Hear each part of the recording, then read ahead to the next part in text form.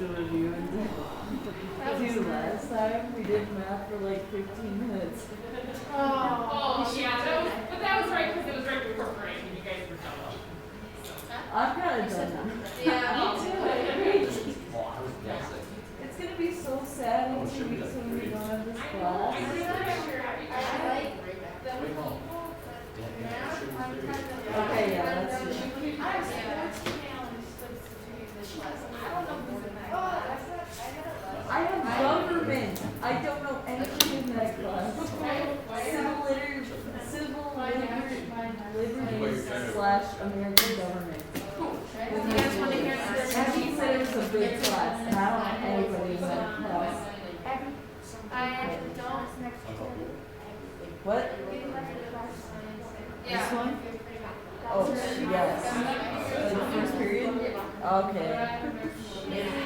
I just don't have a fourth period. I don't know the third period. You can have it, I hate Or you can wait next into it with me. Well, okay, so I have Spanish 2, and then I have AP Yeah, it tastes like trash. Personal finance. My message was such a boring class. It's like Spanish, then AP language. I have government, AP Lang, Poll, and then personal finance. If you go like over your A little bit of grass taste. Okay, that's better. Yeah, you can take more. Yeah, it's still cool. What if you take the class twice though? That's legit, it's fine. I only need half. I was gonna say, I think it's more challenging. Because it's not like it's not like you're gonna cheat on the test because you've already done it, you know.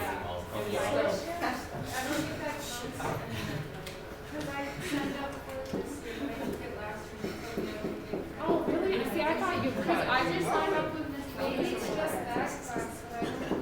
I missed. All I know is I need another gym class. Okay. So, did we decide we're doing 9, 10, and 11? Is that what it is? Okay. All right.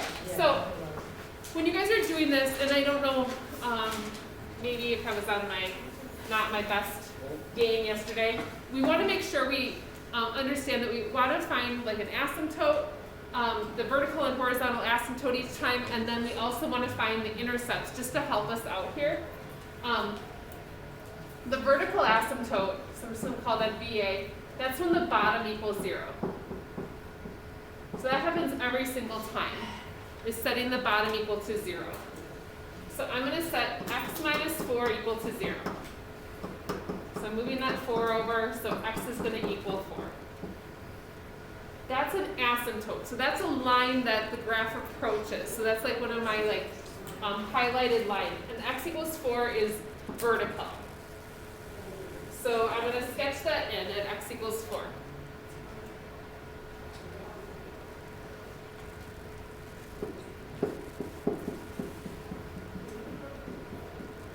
So there's our first asymptote. And with these, it divides the graph into 2 parts. So there's like a left side of the graph and a right side, and we're going to have to check each side. So that's the vertical asymptote. Next after that, I have to find the horizontal asymptote. And this is the one that changes depending on what's happening in the problem. So since these are the same power, x to the first over x to the first is the same power, then we look at what? You guys know? So the top equals the bottom. What do we look at in that case? Yeah. Yeah, very good. We look at the coefficients.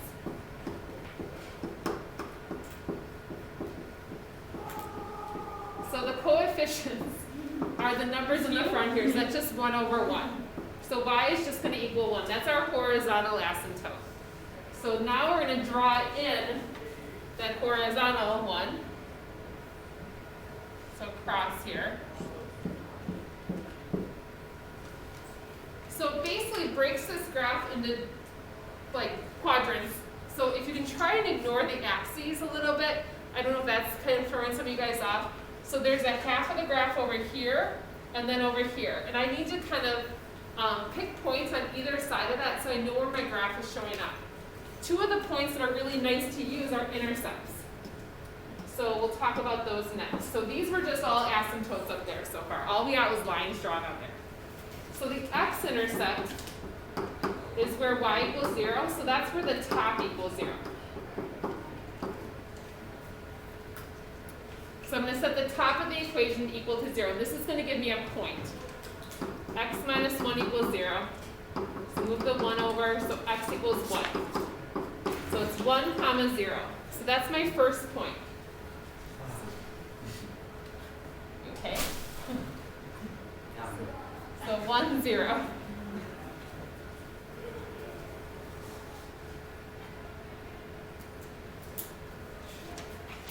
Okay. Then the y-intercept is where x equals 0. So I'm going to put 0 in as my x.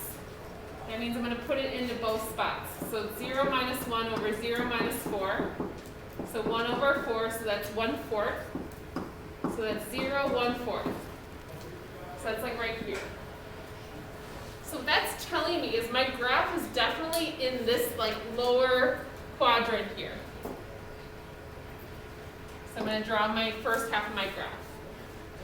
Now Paige had asked me, which is a great question, because a lot of times it seems like this, is it always like opposite each other? It's not. So you can't just automatically assume, well, if that one's there, this one has to be here. Because number 10 breaks that rule. So I would still tell you need to test it and check and see. So what I want to do is, I know what's going on this side of the graph. Now I want to check and see what's happening over here, like so on like the right side. So I want to pick something on the right side of the graph. So something over here like x is 5, 6, 7, whatever you want to pick on that side of the graph. Do you have a preference? 6. So x is 6. So I'm just going to test that in our equation. So 6 minus 1 over 6 minus 4. So 5 over 2, so 2.5. So 6, 2.5. So I go over 6 and up 2.5. So that tells me I am in that upper quadrant. Now if you want to pick other points, you can. Otherwise, once you know you're in that section, remember these are like fences.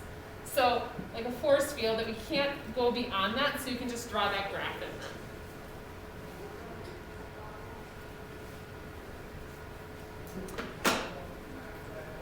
So we're going to look at 9 and 10, or sorry, 10 and 11 as well. But that's kind of like, if you set this up every time, I think you're going to be kind of in a better spot. So kind of being methodical about going through these. The more organized you can be, the better. So I'm going to look at number 10 if we're good. And number 10, like I said, is kind of a strange one. It kind of breaks that opposite idea, like maybe it made you think you had it down and then this one came up. Okay. So again, when I go to do this, I want to start with the vertical asymptote, which is the bottom equals 0. Again, every time that's what I'm going to start with. Now, x minus 2 squared is just x plus 2 squared is just x plus 2 times x plus 2. So it's going to give me the same answer either way. So x plus 2 equals 0. So x is negative 2. This is my vertical line.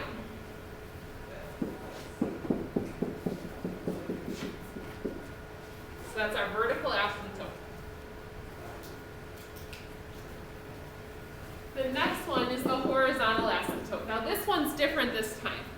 Because remember, when the degrees or the exponents on the top and bottom aren't equal, then we have a different asymptote. So when the degree on the bottom is bigger than the degree on the top, so this is really like an x to the second on the bottom, and on the top there's no x at all, it's just a 1, then that means that automatically y equals 0 is another asymptote.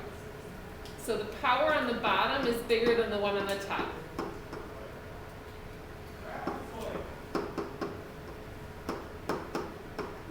So it's just y equals 0.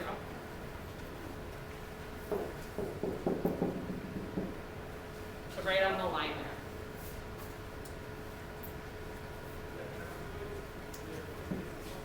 there. Now I want to figure out intercepts. So this is where the top equals 0. This one's kind of a strange one. So 1 equals 0. That doesn't make any sense. So there's no x-intercept. that means it never touches the x-axis. So there is none. The y-intercept is when I put 0 in as my x. Y, though.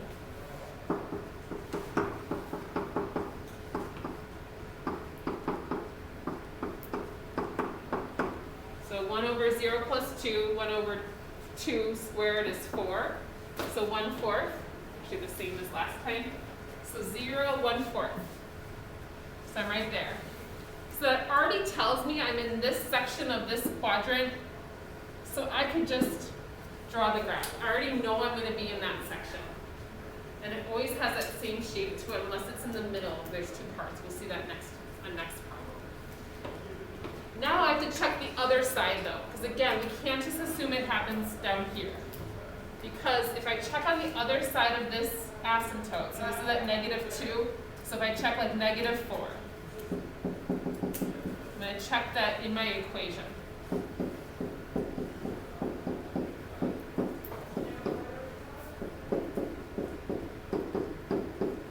I actually get positive 1/4. -2 squared is positive 4. So my graph actually is right here again. So this one is very different looking. I guess not very, but it kind of looks like a crazy wave. I'm just going on. So I'm not asking you guys to make a huge table of values.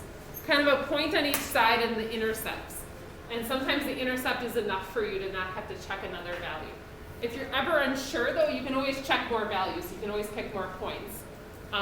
Just have to be really careful about the sign of the number. So the fact that this didn't end up being a -4, that would change this. That would put it down here and the graph would look a lot different. So it's like those slight mistakes will make these graphs kind of look a little wonky or wonkier than they already are. Okay, and then let's go to 11. And 11 is definitely one of the tougher ones where it has like kind of 3 parts to it.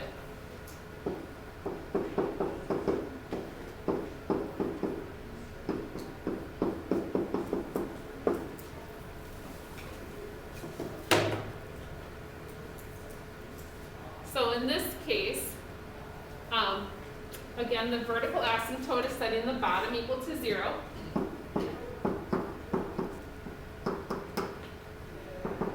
So I'm setting each of these equal to 0. So this time, I'm actually going to have 2 vertical asymptotes. So 1 and -3.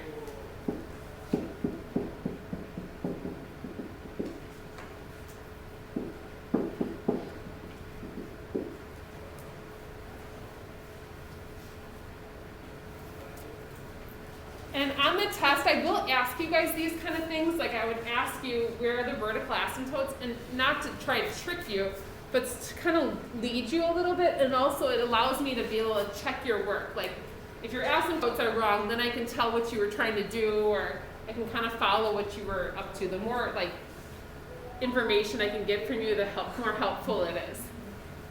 Very job. Don't answer.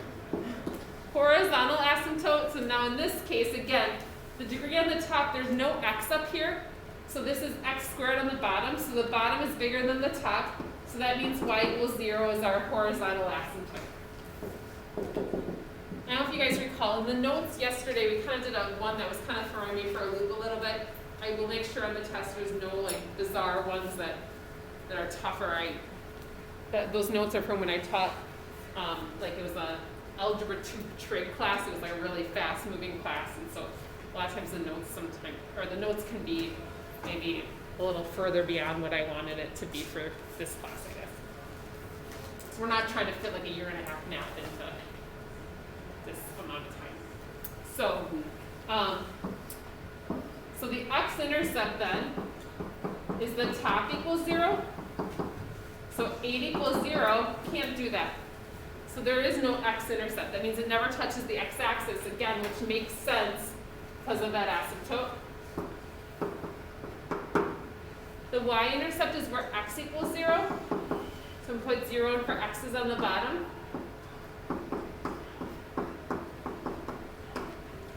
So that's going to become -1 and then 3, and I'm going to multiply those. So that's negative 3. So it's going to be 8 over negative 3, which is like a negative 2 point something. So that's my y-intercept, negative 2 point something.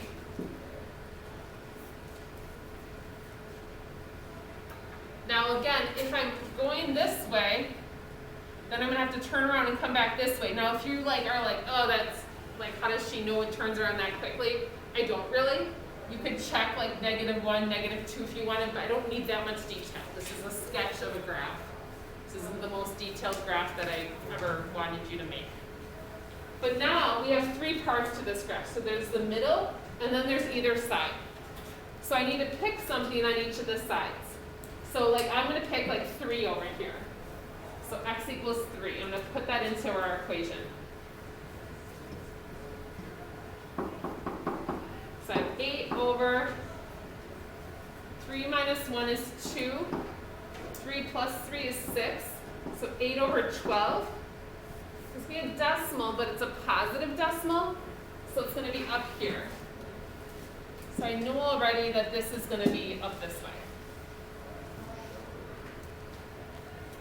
Then I'm going to pick something on this side. So I'm at -3. Let's go with like -5. Put that in. So 8 over -5 minus 1 is a -6. -5 times 3 is a -2. This is 8 over 12 again. It's the same thing. And a lot of times there are mirror images, but not all the time.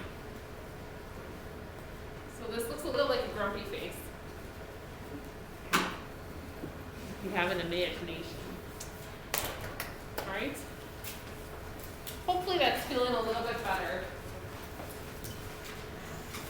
So for the review, like I said, I don't know if we'll get through the whole review today. If we do, I'll just do more review tomorrow.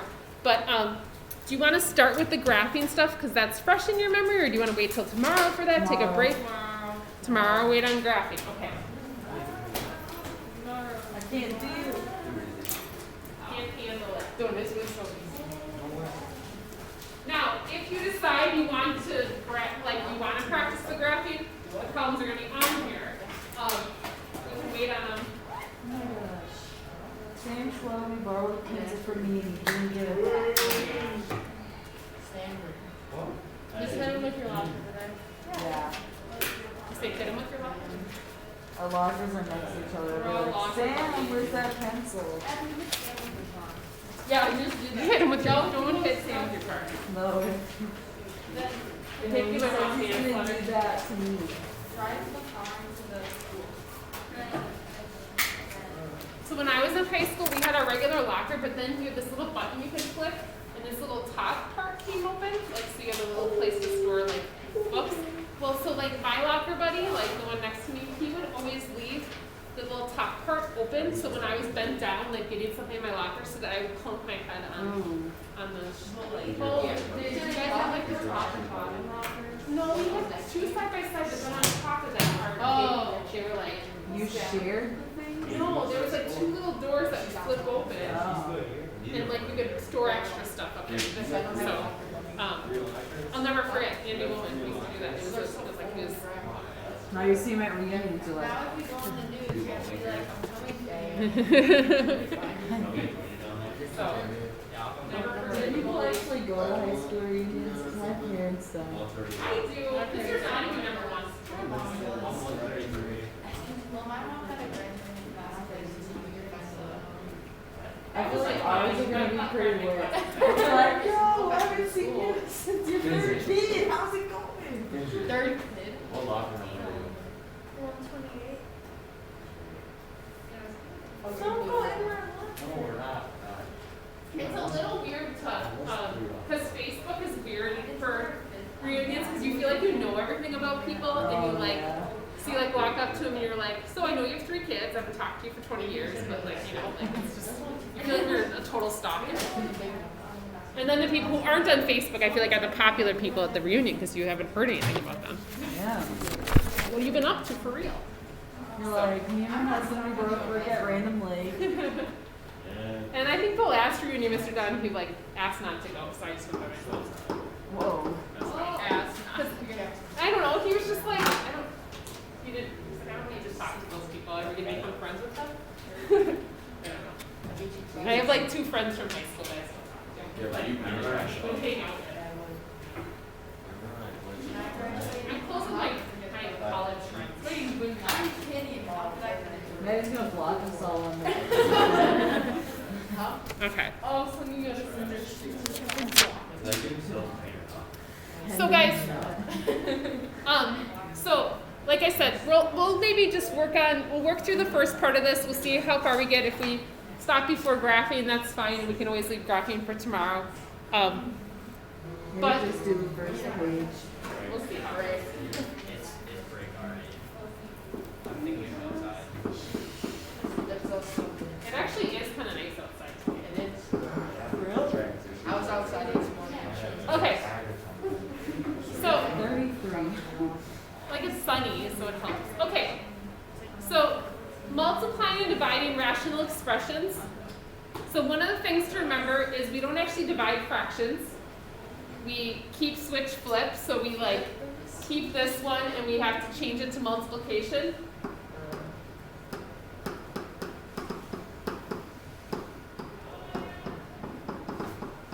So I wrote multiply by the reciprocal in this instead. And also with these, we have to remember if right now, if it looks like it can cancel, it probably can't. Before we start doing any kind of canceling, we want to factor. So I'm going to remind you to factor first. On a lot of these, factoring is going to kind of be a great tool to use.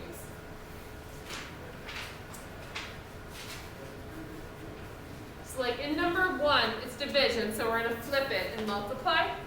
But again, remembering that you see an x squared and an x squared doesn't just mean you can cancel them out. So let's flip it first.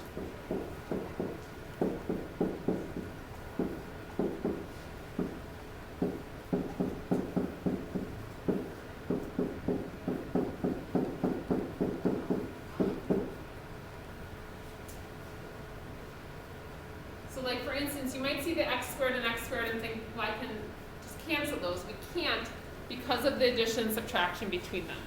So instead, we want to change this and so we can factor it. So actually, 3 out of the 4 of these are factorable.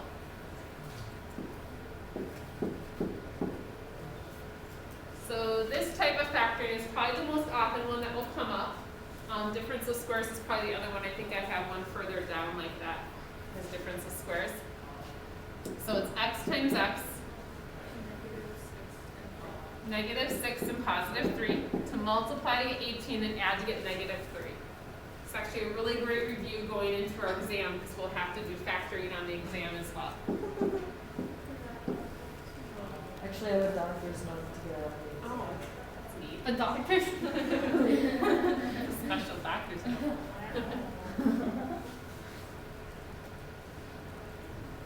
All right. The top of this can actually be factored. The 2x plus 16, what can I do with that? You can take out the 2. So it's x plus 8, but yeah, close. She was right. Close. And then the bottom is just that kind of factoring we just did here. Multiply to get 24, add to get 11. 6 and 4. Oh wait. No. 3 and 8. 8 and 3. That's fine. Okay. So now we can do a whole bunch of canceling. Or not a whole bunch, but some. So if something's on the top and bottom, we can cancel it. And then also cross canceling, so diagonally.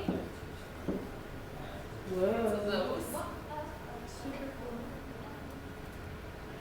And so we're left with 2 times x minus 6, and then over x. You can just leave it that way. If you wanted to write it as 2x minus 12 over x is fine. Either one is perfectly fine. Doesn't matter which one you want to write it as. But the biggest thing is you can't cancel those x's because of the minus sign between those two. So either one is okay. So or.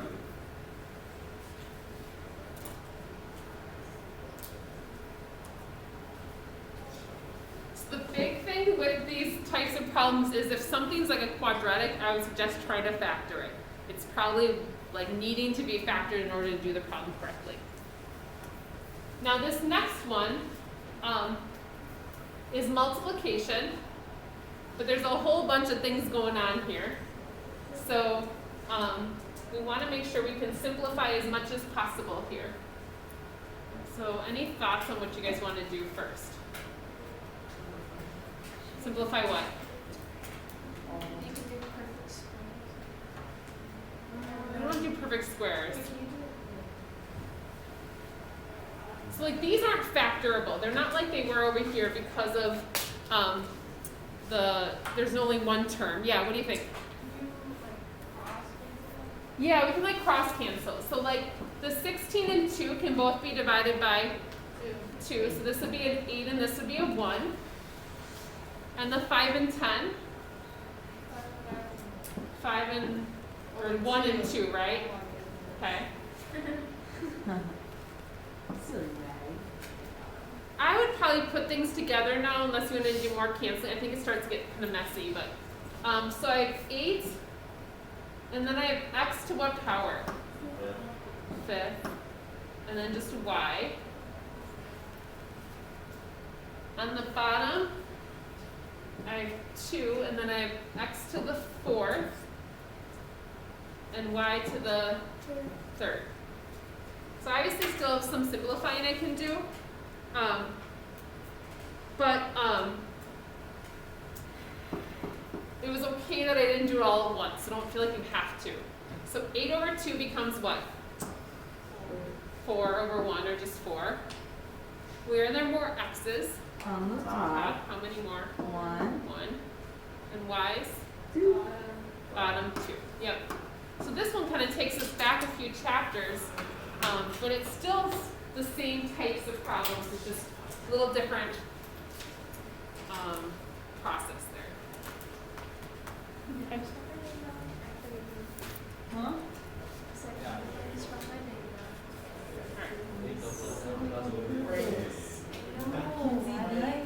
Because your last initial was D. In case you didn't know. Kinsey D. We need to break now? Yeah. Let's do this. I think that's a good idea. Or we just bust out these two After and then each we'll take section, it. we take a break.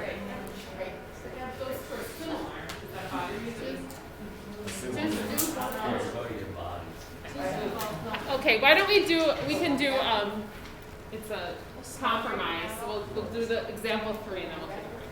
Yeah! All right. I mean, I love that. Math loves me.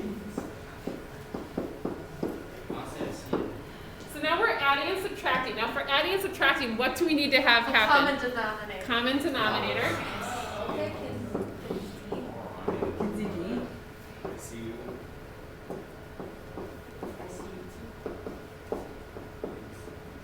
We need a common denominator. And then also, just like we did before, a lot of times you want to factor first. So if you're able to factor it all, you want to. So again, watching out for factoring is going to be helpful in order to get that common denominator.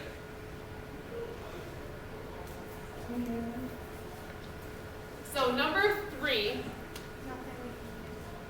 it's not factorable, but is there anything, or what's the common denominator? So common denominators either need to be the same size or bigger. I can't decide to divide these by like 2 or 3 because I'd have to divide the 5 by 2 and then we have a fraction within a fraction. 18. Yeah. So 18, but then also 8 to the 3rd they can both become. You agree with that? So through multiplication I can make them both 18 and 8 to the 3rd. What do I need to multiply 6a by? 3 and then a squared. 3 times 6 will give me 18.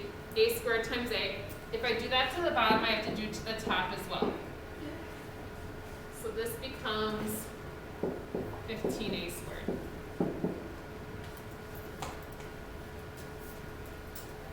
What do I need to do to the 9a to the 3rd? Multiply by 2. Just multiply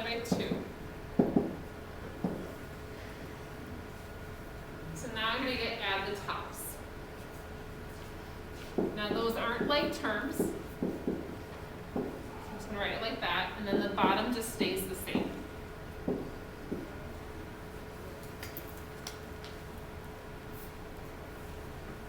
should we take a break? Yep.